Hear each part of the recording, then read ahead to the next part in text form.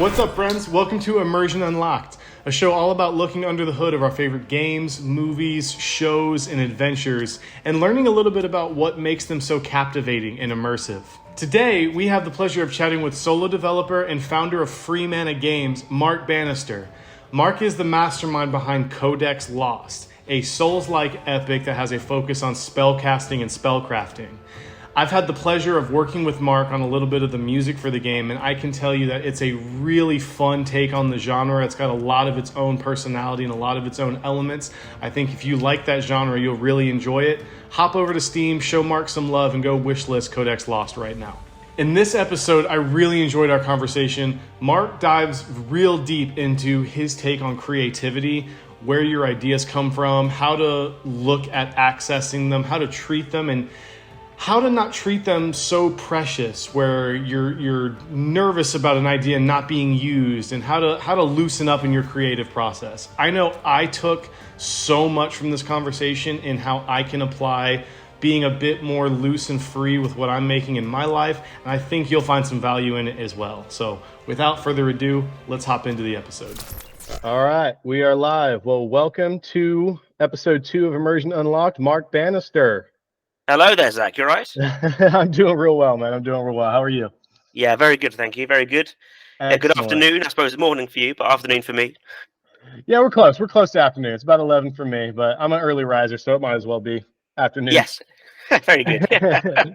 All right, man. Well, I'm really excited to chat with you. I know you have a lot of interesting perspectives on game dev because you come from music and a lot of different, I guess, less common pathways that other game dev might have. So I'm excited to jump into this. But why don't we just kick us off with telling us a little bit about you and your background and that kind of stuff. Sure. Well, so we said earlier the time difference. I live in the UK, and right. As you say, my background is music, and I learned music from a young age, and indeed studied music at university. So that really is my sort of bread and butter, as you like. But I've always been very creative minded, and I've always whether it's been music or painting or writing or whatever, I've always needed some sort of output. And in the last 5 or 6 years, I suppose, it's been video games, to more and more intensity, which is where we are now. Cool. What diverted your path from music into game dev? Well, as a kid, I've always liked music, but I've always loved video games. I remember when I was very young, I can't remember how old I was now, but getting one of those really early Game Boys, one of the grey bricks, and you play sort of black and white on there, Pokemon Yellow, and I just thought that was a revelation to me at the time, but I loved it. Totally. So that was your kind of first spark into like, holy crap, this stuff is something I can get lost in. Yeah, for sure. Yeah, and PlayStation 1, that was fantastic. And then I grew up on the PlayStation 2, best console ever. Of course, arguably, but yeah. So I've always loved it, and I've always enjoyed video game music. So I guess that in time those things just sort of came together, and gotcha. Yeah.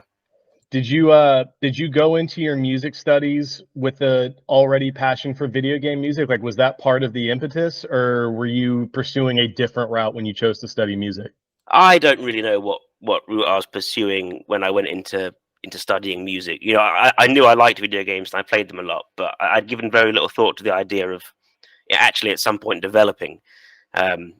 This was sort of before such objectives and thoughts started to come together. But I think it was during university where I first started to actually dabble in very early. I mean, at the time, I didn't really know what I was doing. It's one of those things where you're so busy doing it that you don't really realize what's the implications of what is going to happen later.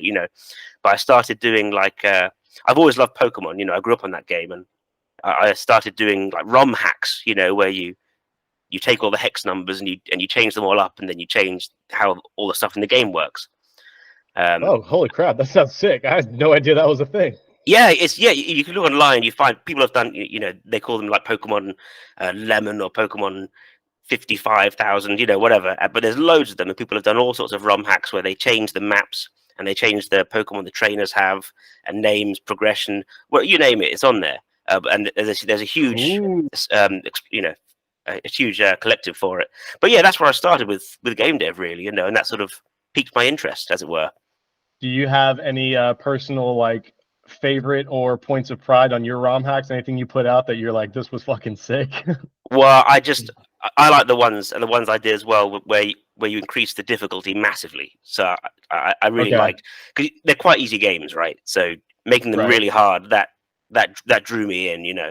And there's a resonance there because these days I like hard video games. You know, I like a challenge. Okay, and that makes sense as we're going to get into your game with Codex Lost and why you chose that genre of game. It makes perfect sense. Yeah, right. Cool, man. That's so interesting that you kind of, I find it very rare in my experience as a musician to find someone who, I mean, it sounds like, correct me if I'm wrong, but it sounds like you kind of like stumbled into studying music. Like you were just kind of following, this feels Yeah, right, I'm just going to try this out. That seems to be rare. Usually it's like my path was, I've always loved music, but when I got to university, I just kind of stumbled into a sales degree because it seemed like the most generic, easy thing I could do to get out of college. right. Music school tends to be a like really deliberate decision. So I'm fascinated that. Yeah, I mean, so when I was maybe 8, or I don't remember how old I was, very young, and I think my parents said, "Oh, why don't you start learning piano?" I was like, "Oh, sure," you know. And like even as a kid, I've always been very easygoing in a lot of senses, and so you know, a lot of kids my age started piano, but then they get to like age 12 or whatever, and they just want to quit. But I just never had the urge to quit. But I also, on the other hand, never felt massively passionate about it. I just quite enjoyed the ride, you know, and was happy to go along with it. And that's sort of fell towards university. And then it's the same process as, you know, like when creativity it's not like, for me anyway, you don't set out a vision.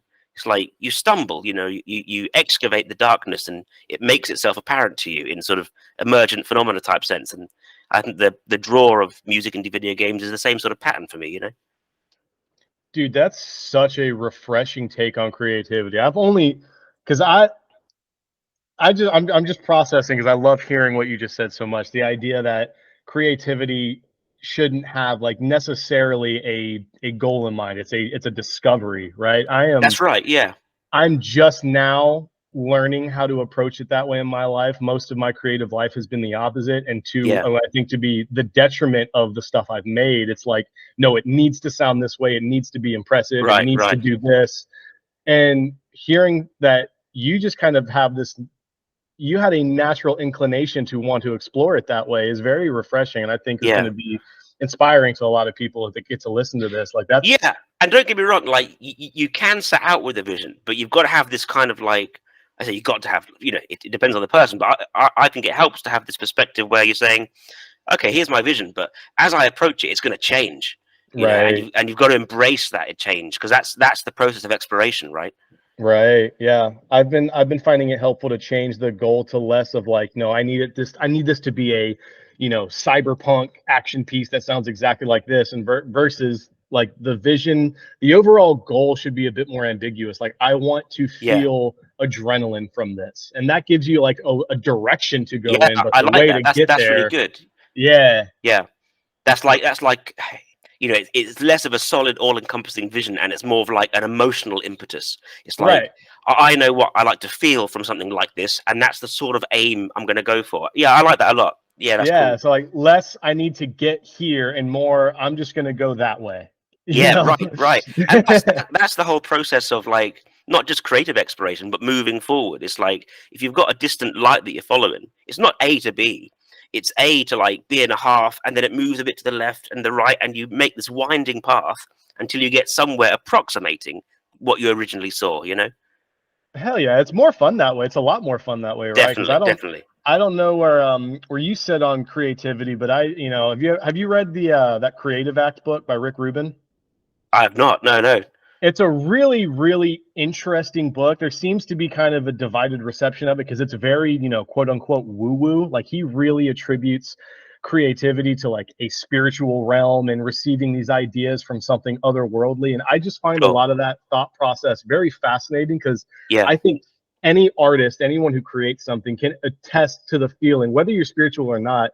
Sometimes when you're like on a roll, it just seems like the ideas are coming to you. It's like this, I'm just Yeah, right. receiving all these really awesome ideas. And Yeah. when you allow yourself to explore, like we've been talking about, and be less of a chokehold on the process, it really Yeah. opens you up to be able to discover new things. Like, Yeah, oh, that's a direction I never would have planned to go, but that sounds really cool, or this looks really cool. Yeah. Yeah, well, that's, perhaps this fellow describes it in a way that for some people is, as you say, too heebie-jeebie, too spiritual, but that's like a perfectly valid way to describe the process of being attracted to emergent phenomena. And that's all it is. So, you don't have to take the spiritual thing literally if it doesn't help you, but the metaphor, the narrative of approaching a distant goal is the same. That's all it's describing, it sounds like. Absolutely. Dude, I knew this was going to be a fun conversation. All right, we've already gotten sidetracked, so I'm going to try and wrangle this back in. So, Yeah. I had one question before we hop off talking about music. Do you feel, actually, let's start with, where did you transition from, okay, I'm a creative-minded, easygoing, young kid that likes all these different outlets, and I do these ROM hacks. When did it become, all right, I'm going to venture into actually like setting my line in the sand as a game dev and make a fully fledged released game? Yeah.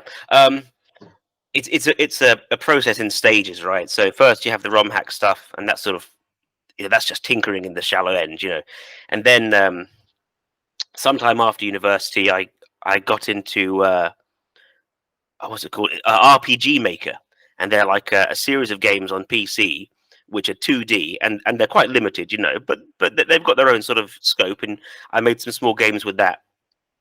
And that was quite interesting. And then after doing that for a few years, I thought, oh, actually, I'm getting into this. I'm starting to understand, some really basic coding concepts, conditionals and so on. And I thought, oh, this, there's definitely something to this. And I love video games, so let's explore further. And so at that point, I actually tried to learn some coding for various engines, Unity and so on. And I couldn't understand it. Coding itself is just way beyond me. But then I stumbled on to Unreal Engine, which uses a blueprint system, which is like it's a visualization of the coding. And I'm a highly visual person. I'm not very numbers oriented, which is why coding doesn't appeal to me. But the visual system of blueprints that took to me straight away. I really liked that. And then I spent a few years learning that. And then I thought, okay, well, I've got a good base. Let's build a Souls-like. Super cool. Yeah, I feel that I've had the I've much less delved into the game engines as you have, but I had the exact same experience where like coding and numbers and all that programming. I took a couple of coding classes in college and made through them through the skin of my teeth. Like it just never clicked to me. But the visual style of Unreal always appealed to me too. Like I've been tinkering with the meta sound system in there and how that all works. And it's just such an intuitive way to put music and sound together. Like I love having the board of visuals in front of me as well. Yeah, it's really helpful. Yeah, it's very good. I'm curious if your background in music creation has any role in the way you look at how you build out, and maybe this is too early to ask this question. I might have jumped ahead of myself, but like, let me reframe the question. How does the creative process of building out a game differ from writing music, orchestrating music, composing music, and do the two have any interplaying skills for you? Oh, that's a really hard question to answer. That's a very good question. Oh man, so I guess if you've been doing music from a young age, it is going to inform the way that you approach not just creative systems, but any system, because it's its whole own language, and the skills that you pick up in music are so transferable into other domains that there's going to be bleed through in whatever you do. So I would say that certainly the way I approach creativity and video game design is influenced by music, but it'd be really hard for me to nail down exactly how, Totally, yeah. Yeah, it's a very hard question to answer. I like throwing in those introspective curveballs every now and then, just because it usually spurs a cool idea. All right, so let's move forward to the topic of the show, because I know you and I have back and forth about the topic of immersion and the interest in there. So let's start big in general. What is immersion to you? When you hear that as a game dev, what Yeah. comes to mind? What kind of concepts do you think of? Well, it's a fascinating one, and I've kind of got two takes on it. And these takes, they have overlap and they're tangential, but they kind of drive at different things. And I've been thinking about this over the last few weeks since you sent the questions. It just got my mind rolling, you know. I'll start with the lesser of the two takes, the one which I think is more common, I would say, more popular, which you probably Okay. hear a lot, which is the one whereby, let's say you're in a video game and you're immersed in the world, right? So it's like the idea that the whole is greater than the sum of its parts, and it takes you out of one world and into another, and you're immersed in it because of the unity between all of the parts which come together, right? Right. And this is, I think this is a very common description of immersion. It makes a lot of sense. But I want to go a bit deeper, right? So you take the word immersion. It's like, on a basic level, what does that mean? Definition wise, for something to be immersed is for it to be submerged in water.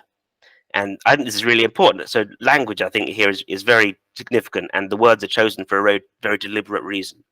So when you're submerged in water, you're taken out of the, if you like, the 2D world in which you can walk around, and you're plunged into a 3D world, which is a totally different one to where you were before. And it has like a psychological evolutionary significance.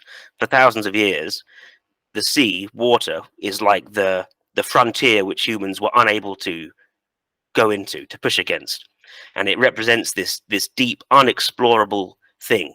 So when we talk about immersion, we're tapping into that psychological significance. We're saying to be plunged into an area which once was totally beyond our psychological limits. So I think that's why we choose that word and why we apply it to the idea of being taken into another world in video games.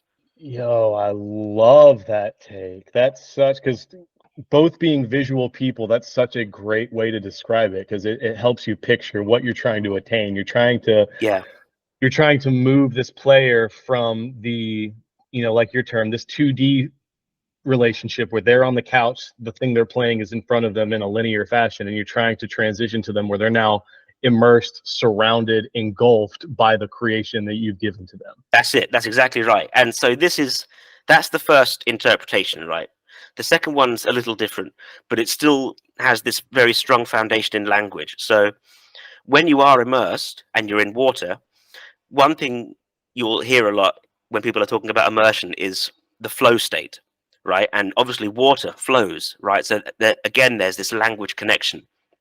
But you see, I think this is separate or maybe tangential to the previous take, because I think you can achieve an immersive flow state without being submerged in a world. I think it's more about, so, the flow state, when people say that, what are they actually talking about? Sometimes you hear people say you're in the zone, right? And what that zone is the zone of proximal development. That's what it's called in psychology. And what that is the zone that's at the spearhead of your conscious understanding. It's where things are difficult, but not too difficult. They're just the right difficulty to engage you and to heighten your instincts to the detriment of everything else, where you're learning this spearhead at your maximum capacity. And you can do this in a video game, let's say, with the music off. You can do it with a guide up where you're researching. But what you're immersed in is the process of that singular understanding. And so this is a different kind of immersion to the previous one. And I think it's the stronger kind. 100%. I've found flow state psychology and the theory behind that to be so interesting in this last year of my life, understanding how it works. Because I think I'm so glad you touched on that psychological element of it being at the spearhead of your capabilities. I remember watching a YouTube video on I don't remember what the topic of the actual video was. I know it was by Venus Theory, talking about how to creatively push yourself as a musician, but he shared that there was a study done that showed people find their flow state, find the ability to lock into a task when it is in the realm of 140% of their difficulty curve. That's exactly right. That's exactly, yeah. So 40% more challenging than what they're capable of doing. Yeah, it's like there's this perfect place at which once it becomes too difficult, you give up. And if it's Right. not difficult enough, you think, oh, well, this is blah, blah, blah, you know. But if it's just that right difficulty, you're engaged and you're engaged. And so I taught piano for about 7-8 years. And it was really one of the things you pick up when you're doing that is you've got to give students pieces of music which are at that 140% level. And that's what keeps them engaged, you see. So Yep. if you give them the wrong difficulty, too high, too low, then the concentration falls off. And you can see this. And for me, one of the best places to see it is in difficult video games, as we talked about earlier. So what was your first Souls like? Was it Dark Souls 1? First one actually was Bloodborne. Yeah, well, similar enough. You know, it's a hard game. I'm Right. sure you found it hard, right? Absolutely. Yeah, but like it's so well crafted, as is Dark Souls 1, that it knows how to draw your attention in and challenge you so that you concentrate.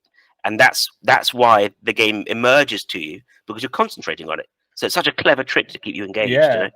Well, and what I found always that the Soulsborne games do so well in terms of difficulty is it's always fair difficulty. You can Yeah, right. 9 times out of 10 you can calculate what went wrong, which to me is a critical piece of the difficulty aspect of immersion and flow state. Is I need to be able to like see how far I was from actually winning, from actually accomplishing. I need to be able to diagnose what I can do differently this time around. You know, if you play some of these games where it's like artificially difficult, where the boss has infinite health, or it takes you 3 hours to kill the boss, but they can one shot you, like that's no fun because there's nothing I can do about that. But Definitely. if I can go in there and diagnose, oh, I died because I got too greedy with my attacks. I didn't back off. I rushed it.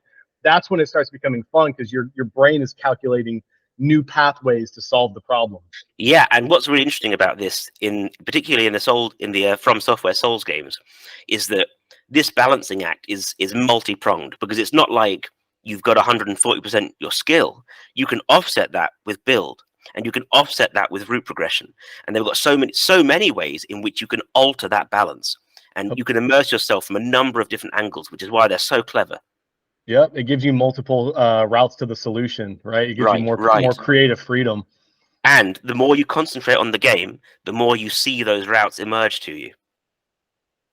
I love it. All right, so let's talk about Codex Lost. For all listening who don't know, Mark is the solo dev and creative mastermind behind a upcoming Souls-like Codex Lost. I've had the pleasure of working on a track with him for the end of that game and for the main menu screen, and it's a really dope take on the Souls-like series. So talk a little bit about Codex Lost and how these kind of things played into your inspiration behind that game, how you've thought about immersion as you've gone into it. Let's get into that. Well, I suppose one thing it will help to say is that, if anyone can't already tell, I've been playing Souls-likes for ages, right? For years, they've been basically the only game I play. Thousands of hours put into the Dark Souls games, and you name a Souls-like, I've played it. Yeah. And what this is, you don't realize it at the time, but recently I've come to realize that, well, this has all been very good market research. It's like carrying on doing that and finding all those different paths has really helped, or I hope it has helped, inform me in how to make a game that I hope is, balanced and offers all of those various pathways, which people come to love and expect from games of this kind of challenge. Right. Right. One thing I love about what you focused on with Codex Lost is you've put a real in-depth focus on the spell crafting, and that seems to be one route you've taken in terms of the creative problem solving, is that you can, I haven't gotten to play a whole lot of it because my computer sucks. Oh, sure. Yeah. But from what I understand, part of those problem solving is, can I craft these different spells to help me in different situations, make these stronger? That's part of your build crafting. Yeah, well, I love build variety and build crafting, but I also love wizards. I love wizards. I love magic. I always do magic builds in Souls-like games. Okay. I do melee as well, but magic always first. And so I wanted to make a Souls-like that was only magic. Cool. And how was that? What was the experience like in building out that system where you have enough build variety where you can make these certain spells that make this experience your own, but don't necessarily push me past that 140% mark where now it's become too complicated and I'm not having fun? How was that experience for you? It was an educational experience, because it's a hard thing to do, because when when I went into making this game about 2.5 years ago, I had enough knowledge, but I was missing a lot, right? So I've learned a lot of stuff over this. And one of the problems with that is that, a year and a half down the line, I sort of realized, I know all this stuff. I'm going to have to go back and redo all this stuff, re-edit all these systems. And then 2 years down the line, it's like, okay, well, that's pretty good. But now I've got these updated ideas and strategies. I'm going to have to go back and redo it all, and that's very time consuming. But it does help crystallize the knowledge, Yeah. Yeah. But Can there I is a ask lot of you build to variety in this.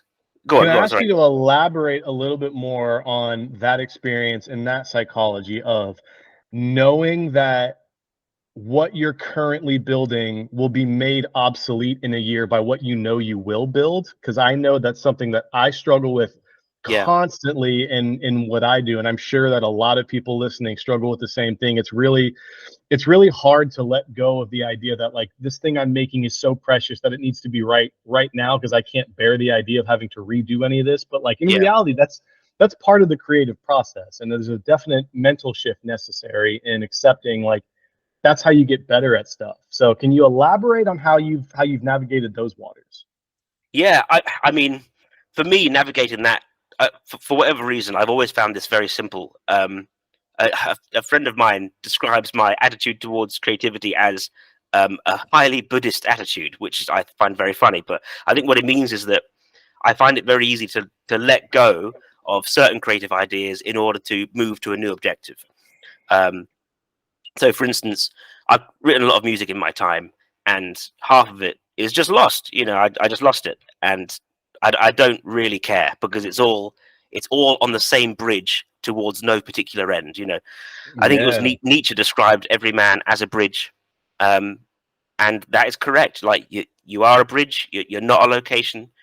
Once you get to what you think is the location, it's not really there. You're still halfway there, and you're still going, and that's the whole process of creativity. And it's very cliche, isn't it? Oh, it's all No, about dude, it's all about the journey. But it is, you've that's true. blown my mind with the bridge comparison. That's such a beautiful way to see it, because I think I have a different interpretation of the same phrase.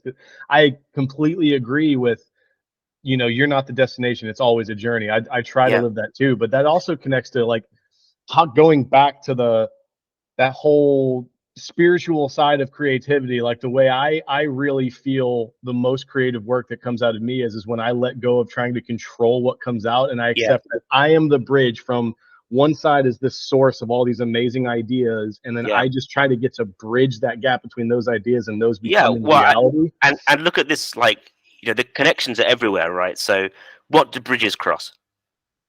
Rivers. Oh Right, God, the flow. Oh God. right. It's like it's all there in the language. Like if you look, it's always there. And the symbology always connects. Wow. But Holy I hell, find that man. interesting.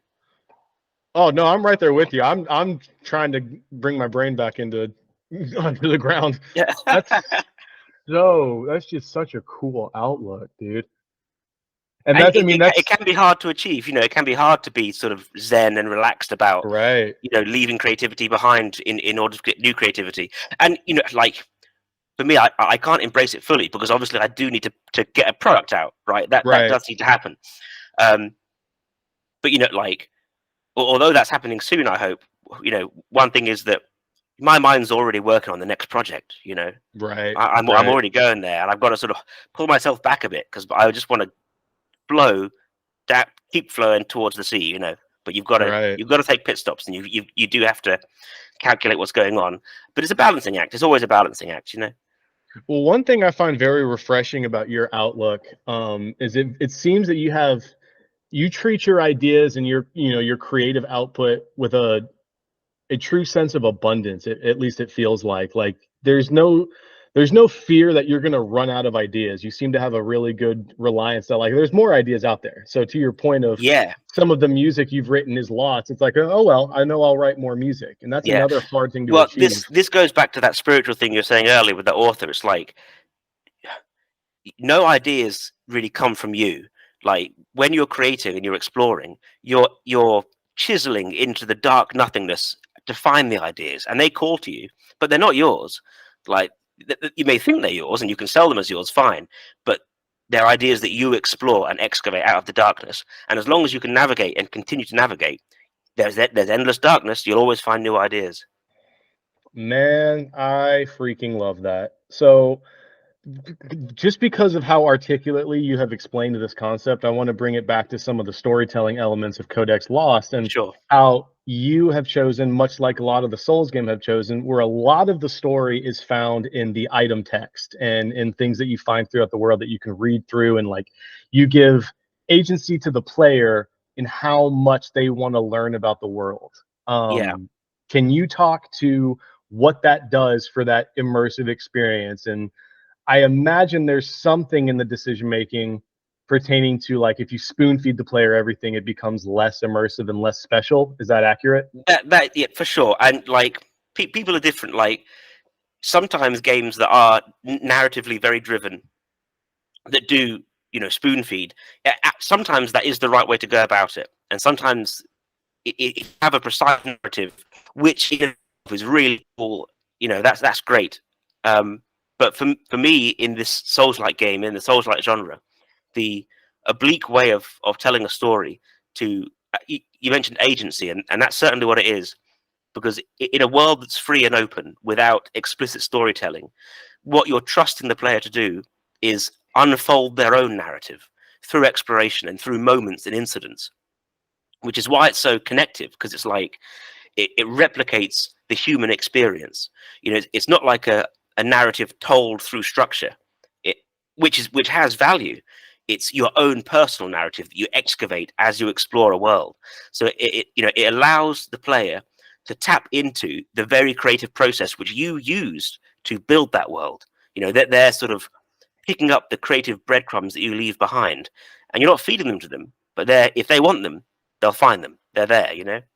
Very cool. So you're allowing the player almost to be involved in a collaboration with you in telling the story of this game. Yeah, for sure. Because like the lore in Codex Lost is quite large, and it's not like I know it inside and out. There are gaps, and there are things, there are connections which aren't yet made.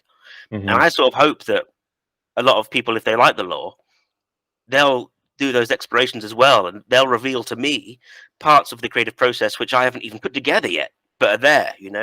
Right. Super cool. And do you feel that some of that story that you haven't come up with is better left untold? Do you feel that there's a reward to leaving bits of the story where it's up to the player to kind of fill the gap themselves? Well, there's a great market for this sort of thing in the very large community of lore theorists surrounding the Souls games and Elden Ring and so on, Yep. where you do get a lot of maybe not always conflicting, but slightly differing theories and hypotheses, and they fill areas of information which aren't set down completely in the games. And this is great because they're the shadowy outer areas of the story where things aren't quite fully there. And that, again, that's the same as the human experience. People have different interpretations of narratives. Like, you understand your own narrative, but the story that your friend's friend tells you, you're going to interpret it slightly differently. And that's the same as a lore in a world. Man, really cool. Have you did you come up with all of the lore on your own over time? Did you hire story writers? No, it's all my own lore. But I say my own. It's the lore that emerged to me as I sort of chiseled out this game, because Right. I didn't start it with a vision. I just started building. And as you build, certain things resonate to you, so you build on those, and so on and so forth. Yeah, so the lore just sort of unfolded. Gotcha. What role does all this background lore into the overall immersive experience, do you think? So this goes back to earlier where I defined sort of the two definitions I had of immersion. I think this goes back to the second of those definitions, where a player is very able to get immersed in a part of a game without needing any other part. So, for instance, if you're playing Dark Souls, I think you can get immersed in just the combat experience. You can turn the music off, you can ignore all the NPCs or skip through their dialogue, and just immerse yourself in that one aspect. Yeah. And I think you can do this. You can do the same with any Souls. Like, if you want to immerse yourself in multiple aspects and the whole world, great. But because you can forge your own narrative, you can forge it if you want, in a precisely combat-oriented way. Do you think that narrative is how do I want to phrase this question? Like, I guess more of a, how critical do you feel that narrative is in terms of giving weight to a story like Codex Lost or a Souls-like game that you're in the process of making? And I guess what I mean to ask is, what I'm pulling from is my memory of Dark Souls 1. And the first time I played through that game, I didn't really pay any attention to any of the story. I was young and I just wanted to kill bosses, and I hadn't Yeah. had much interest in any of it, right?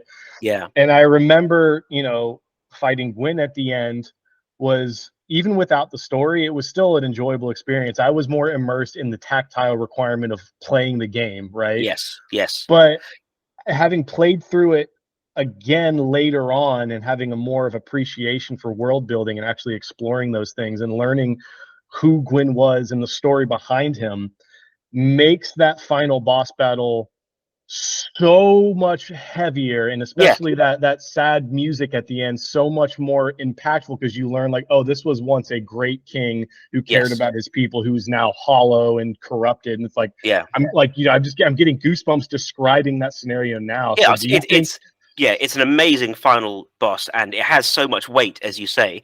And what's really interesting is that I'm very much the same. On my first playthrough, I didn't really understand what was going on. I was just going through the game, enjoying the combat. You get to Gwyn, and even though you don't really know what's going on, it still has the glimmerings of that weight, right? Right. And the reason it has that is you don't realize it, but you're absorbing unconsciously little bits of lore. And the reason that you're doing that is because the game forces you to concentrate on it. It's hard, so it forces you to concentrate, draws your attention, and because your attention is drawn, you're picking stuff up. You don't even realize you're doing it, but it's sitting there in your mind. And so when the themes come together, because it's an artistic masterwork, so it's constructed out of a creative flow state, when you get to Gwyn, that's why there's those glimmerings of weight, because all the unconscious elements are starting to come together. And so the more you play it, you see the lore, then you understand what that weight is, where it's coming from. And certainly, as you understand the lore, the whole fight with Gwyn at the end, it's fantastic. It's so heavy, but every part of the game works. Dark Souls 1 works like this. The world itself is stacked vertically, and it makes you go through the undead berg before you come down into underneath the undead berg. And so when you're down there, you feel the weight of the berg on top of you that you just traversed. If you were to start in an underground place, you wouldn't feel it, but like psychologically, that you've gone through all of that, and now you're under it, and all those stones are on top of you. And then the further down you go, the weightier it gets. So the world has this stack which you're involved in. Wow, I didn't even pick up on any of that. Like, I mean, when I played the game, like, hearing you explain it, it's all clicking together. But like, you don't even realize how impactful these like subliminal storytelling devices are. Yeah, right. And the whole game it's a stack of subliminal storytelling devices, and there's so many of them. And because Miyazaki, in the same way, he's not set out with a concrete vision, I don't think. I think he's doing a creative process, and he's finding the things which appeal to him, and he's building on them. And so what you get is this whole creative stack, and you get to be a part of it, and you get to feel all those little bits. They all add up, and if I think about my experiences playing the Soulsborne games, I feel like you can feel every new area. It doesn't feel like it was predetermined. It feels like they were at the previous area, and then someone was like, it would be sick if we had this. Like, it always feels exactly like it's right. like a creative building block off of the last thing. Yeah, definitely. Yeah, it's a creative exploration, and the best games, they don't have to be Souls-like. There's loads of games which are really cool creative explorations, but they have that feel to them, where it's like you can feel that decisions are being made, which aren't decisions based on a creative vision, but based on a singular vision from before, but based on a creative process. And you can feel the reverse of this in a lot of AAA games, where you've clearly got a board of people that said, this is the vision, this is what we're going to do, and the game is hollow, it's shallow. Right, it has no soul to it. Like, it's a template. Yeah, and they're ticking boxes, and there's no single creative vision, and so you don't feel it, Or I don't. Yeah, anyway. Man, and if you really stop to think about it, that's like, art of any medium, whether it's game dev, whether it's music, whether it's painting, whatever, it's like it's not, I mean, we've already kind of talked about it. It's not something that's ever done. It's something that like ages and adapts, because you can even listen to, you know, hit songs. I remember my first experience of this when I was younger, getting into music was oops. It was Dead or Alive by Bon Jovi, Wanted Dead or Alive, right? Yeah. And I remember as a kid hearing the album version of it and thinking, man, that's already so sick. And then seeing them live, which was, I guess, 7 years after the album cut had been released, and they changed so much about the song at that live show that made it so much better. And it's like any creative piece you have, if you give it time to repeat and explore and do over and over again, you're going to learn, oh, you know what, I could have done this different. And if you have the opportunity to do that, it's always going to adapt and grow into a better version of itself. Well, it's the same thing, you know. If you look at Beethoven's scores over the course of his life, he always comes back and makes changes. Yeah, you know, he's because they're all part of one creative stream, and as it evolves, he wants to go and tinker with all that stuff back there. You know, right? And man, you can really take that as such a freeing device to be like, look, it's never gonna be right. I'm always gonna have things I could do differently with it. That's right. That's absolutely right. Yeah, and you have to embrace that creative stream, and it is a stream, right? It's always flowing and changing, and you never get set bits of it. Oh, man, I love that. So back on the topic of immersion and game dev, do you have any pet peeves when it comes to playing a game? Things that just like completely break the experience for you, that drive you insane? I do, yes, and I expect most people have a few. There are two, I think, which I'd like to pick up on. All right. The first one's a really clear one, and I think everyone will agree. And it's a great problem. Like, so many devs get this wrong, even big devs, especially in Souls-likes, but in any RPG or action RPG or turn-based game, whatever. But enemy variety. I mean, this is that they drop the ball on this so much, and you see it all the time. And there are a lot of Souls-likes which I love, which still suffer from this. You know, Hellpoint. I love Hellpoint, but it lacks enemy variety, and half the bosses are enemies. There was recently you've got Dragon's Dogma 2. Don't know if you've played it, but I have not yet played it. Yeah, well, I'm sorry to tell you, but the enemy variety is lacking. Damn it! That's so disappointing. Yeah. Well, look, the first 20 hours are pretty good. Yeah, you'll enjoy those, but they'll fall off. But that leads me into the next one, the next peeve I have, which is a much bigger one. It's less commonly occurring, but when it does occur, it just ruins a game for me. And this is lack of end game progression. And what I mean by this is they have a build that you're working on with your character, and you get to the last act and you're working on your build, but then you reach max level, all right, or you get max equipment and you can't find any more equipment because you've got the best item, and then the last bit of the game, well, what are you aiming towards? You're no longer pushing against it. You're like sure, you're gonna go and beat the last boss. It's like, who cares? Like, if you can't progress your character, which is the protagonist of your game, it's your avatar, then what's the point? Right. And this happens for me. Baldur's Gate 3 was fantastic. Yep. I really liked it, but halfway through Act 3, you max out your progression, and it was at that point that the whole game just fell away for me. I had no more. Just relying on storytelling at that point. Yeah, and the storytelling in Act 3 is not as good as it was in Act 1 and 2. So, agreed. And I'm afraid to tell you, in Dragon's Dogma 2, the build progression falls off steeply towards the end game. And for me, really ruined the game. But those two for me, if they're not done right, it can just destroy a Souls-like. So, in your experience, what are some examples of games that have navigated that end game progression more gracefully? Well, obviously, the From Software games do this spectacularly well. So New Game Plus kind So of you've got stuff. New Game Plus, but there's Yeah. no real build limit. Like, people will tell you, oh, once you've got to level 200, there's no more build variety. This is nonsense. Of course, there's build variety because there's a huge number of weapons to equip in various ways. You can continue to level. You can change your stats. There's loads of stuff you can do because of the massive build variety and because of the New Game Plus cycling. And because of the PvP, of course. Right. And it helps it in those games that the end, like Miyazaki makes sure the enemy variety is damn good. Right. He always gets that right. That's true, man. You never run out of new shit to find in a Souls-like game. Yeah, right. There's so many secrets all over the place. There's always like there'll be an alleyway somewhere, right? And there's one enemy in there that doesn't appear anywhere else. It's like, yeah, that's really cool. I respect that a lot. Right. And I've tried to emulate this a bit in Codex. Right. I mean, if we're talking numbers, did you play the Lords of the Fallen recent one? I played the original. I have not played the most recent one. Yeah, so in the most recent one, there's about 70 different enemies. Some of them being quite close, but a number of those, maybe 10, are also bosses.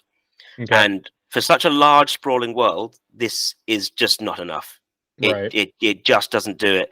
You get to like the 6th area and you're fighting the same enemies, and then you're still and like maybe they'll introduce one new enemy per area from then, but it's just not good. Right. So in Codex, I think I've not counted exactly, but I'm pretty sure we've got over 100 different enemy types. Awesome. And only 2 or 3 of them are bosses. And so on top of that, you've got like 9 unique bosses.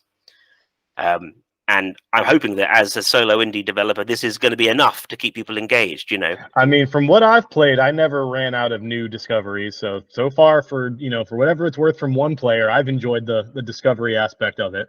Yeah. Well, that's good. That's good to know. But yeah, I think that's probably worth touching on in terms of building that immersive experience for a player is the importance of always having something to discover, right? Yeah. The problem with that lack of build variety is I've seen everything. That's why I have a lot of I struggle a lot to play open world games nowadays, just because I feel like once you get into the world of game dev and you're working in it, there's just less time to invest into a big game like that. But if I'm going to invest, it's really hard for me to enjoy exploring a world if I've been shown that, okay, this hidden corner doesn't have anything there. That corner has the same enemy I've killed 16 times. That's all right. There's no reward for me to go and spend 30 minutes walking around in the forest. Yes. And Elden Ring is open world, but it navigates it fairly well because it's not, it's an open world, but it has choke points of progression. And this is a good trick. Because it gives you that open world exploration whilst doing that sort of progression.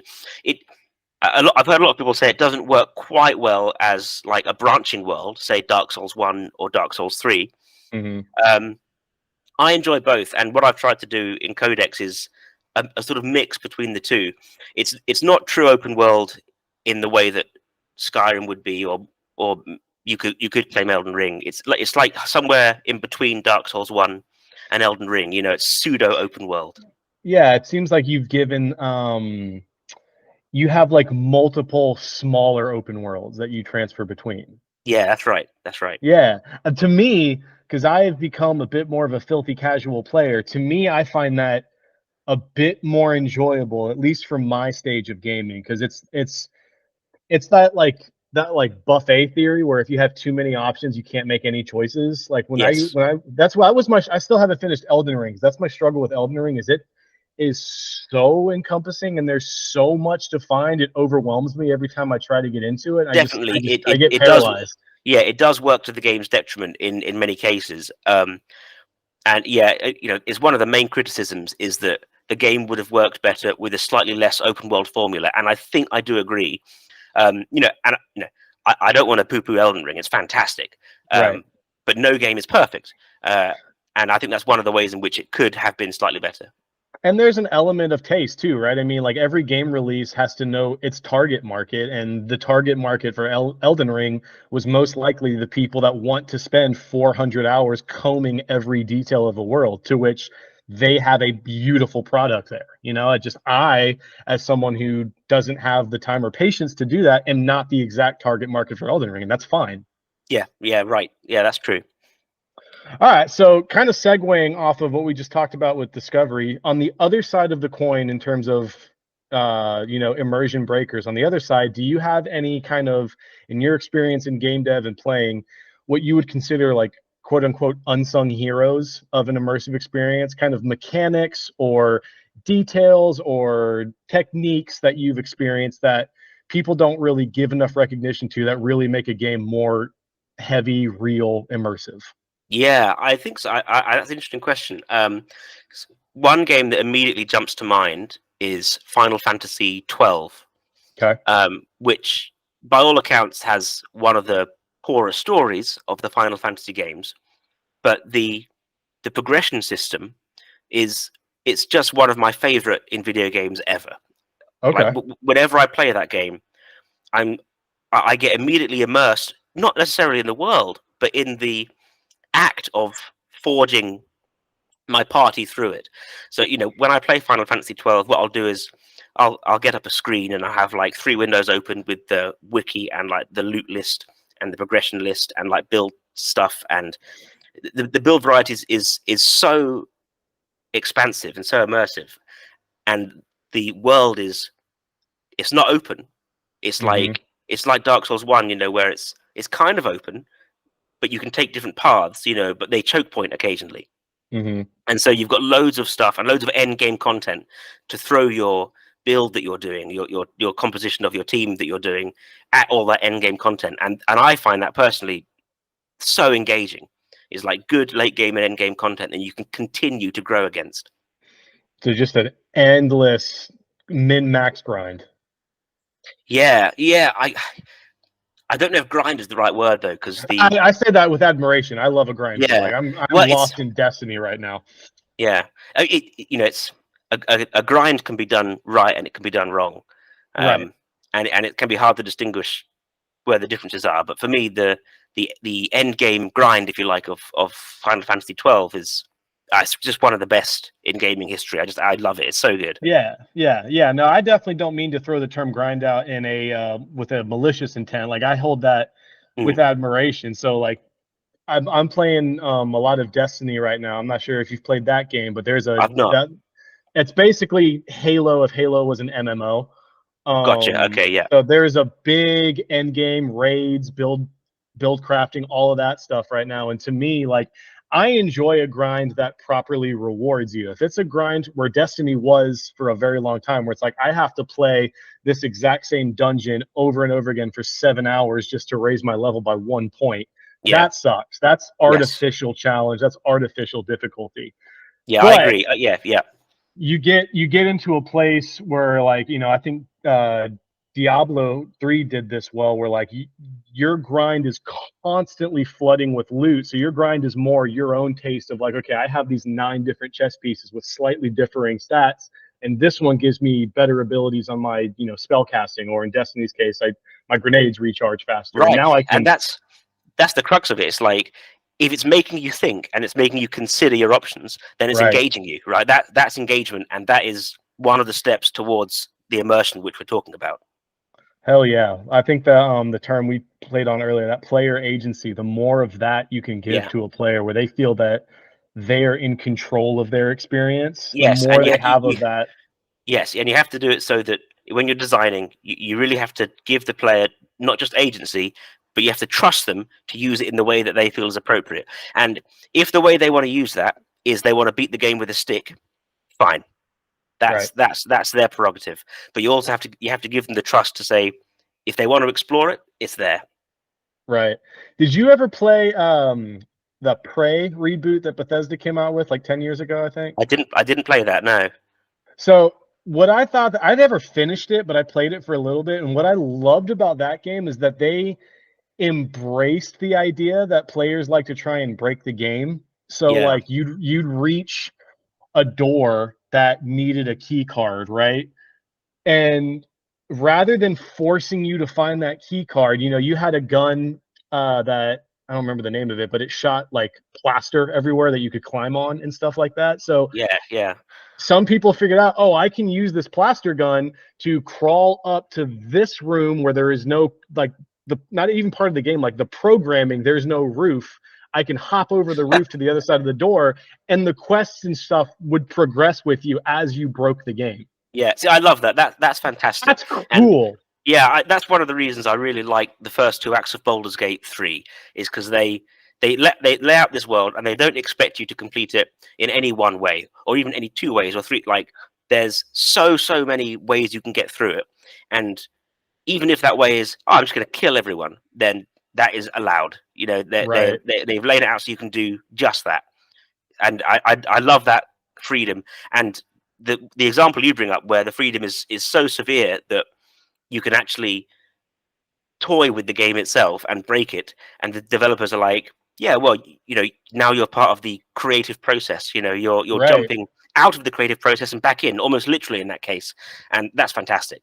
Yeah, you reward your players for like exploring your game beyond its point of Beyond what you existence. thought it could be explored beyond. You know. Yeah, Yeah, I love that. That's great. Yeah. So that's I think a huge takeaway is like when as a player, when you feel that the dev has made the game purely with like your in mind, like they've thought about the things you could do, what would make it fun. It's not like, no, this is how I wanted my project to look and you will experience it this way. The more I feel as a player that like you've invited me in to crafting this experience, I think the more immersed I get.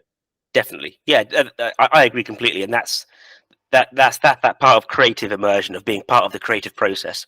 And people, I just think people love that, and I can see why, because it's so enticing. Absolutely. It makes you, I mean, it makes you feel a part of the world, to our original, you know, engulfed in water. It makes you feel like you're in there. And that's what you want as a developer. Like, you want people to be part of that world and to enjoy it and to take everything they can from it. You don't for me anyway, you don't just want to give them this straight narrative, this straight path, which everyone's going to play the same path. You want a whole array of narratives, because that breeds discussion and that breeds interest.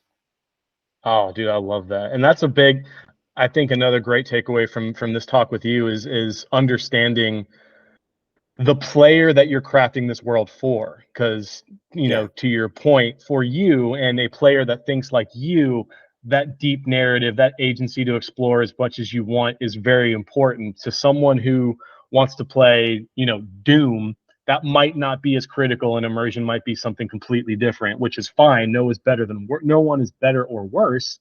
Right. But understanding the player that's going to play and crafting an experience for them is critical. Yes. Yeah. But, you know, and Doom's a really interesting one, right? Because the immersive flow in that is more singular, but it has, it's more about this fast combat, which the music assists. But as you go through, you're still making all these micro decisions. Are you going to jump left in the arena and then up? Are you going to shoot with this gun as you go right? Are you going to go down under these guys because you know they're going to spawn over there? And the fact that you're still making all these little decisions, it may be in a narrower line, but you still have to focus, and it's still drawing you in. And in Doom's case, it's pulling you through this rail. You know, it's not spoon feeding you like a trail. It's nose diving you through this chaos. You know. Which is why it's such a captivating line. I feel it's another great experience of one that like rewards player creativity, because the quote unquote end game in Doom, there's not really a progression system. I mean, there is, but not to the point of like what you've described. But for me, playing through Doom, the end game is like, all right, let me go back and see how much faster I can do that level. Strategize, like to your point, like I know the enemy spawn over there, so if I jump up here, I'll be able to kill him that quickly. And like it rewards you for taking the tools you've been given and making your own game. Yes, it's still causing you to focus on the world, because you're making decisions based on what you know about the world. So it's still the same tactic of drawing you in based on the fact that you have to concentrate on the information that's there. Oh man, I love it. All right, so I always end these with one just fun question, one fun pressure cooker question. So with you, because we've gotten so deep in the Souls-like games, which one would you put on From Software's magnum opus? You can only have one exist for now on. The rest go away. Which one do you pick and why? Wait. So if I choose one, the rest all They fall go. away. They disappear. Okay. It has to be Dark Souls 1, and the reason for that is that it's the one that I know Demon Souls to some extent, but Dark Souls 1 is the one that defined the genre.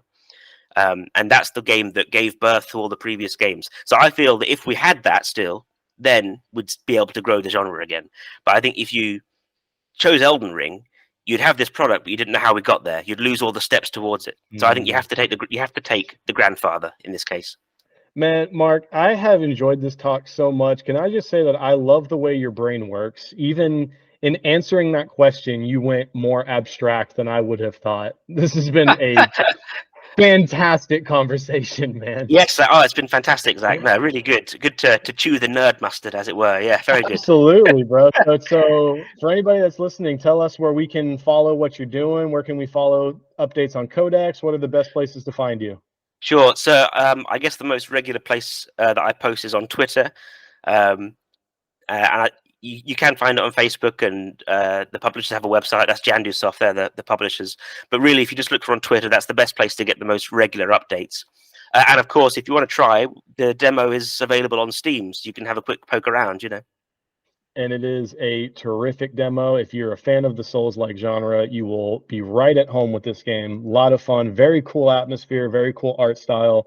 Cannot recommend checking it out enough.